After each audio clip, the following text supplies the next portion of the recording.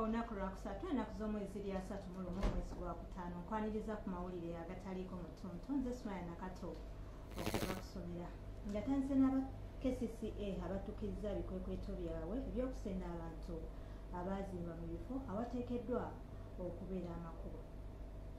Mu kaweefube wa Kcca okuddaabiriza ekibuga Kampala etandise okukola ebikwekweto ku bantu abazimba ku makubo n'abo abazimba amabaala mu bifo abantu we basula. Ebikwekweto ebitandikidde mu Ddungu zooni Kcca mu Nsooba ne Komamboga.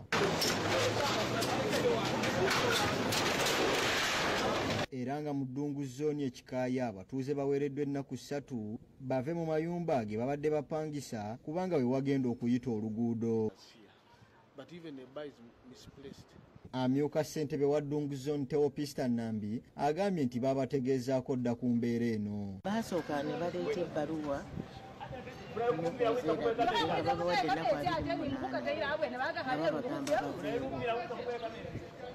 ennaku 28 ne ziyitawo.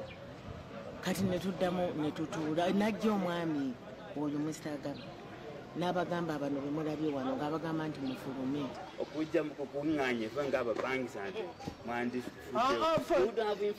either the chairperson bakulembeze baffe ne basingana ba landlords then the landlords ne bwembeera nze n'oŋŋamba wali nfulume saaweno bweti ebintu mba ngenda biteekawo. Akulidde ebikwekweto bino Vale Agaba ategeezezza nti bano babalabula dde okuva mu bitundu bino. Tetwagadde okulaga nti tusobola okukola ekintu wadde omuntu ateeseewo okusabako ate wadde mumukirayiminze temumanyi naye ffe tumanyi mumanyi mwenna tewali atamanyi. Oluvudde eno boolekedde Komamboga era eno bagenze balabula abazimba nga tebafunye lukusa lwa Kcca. Lugendo Crispo ne Ndawulawusi be bakusakidde eggulire lino ku lwa Bukedde TV.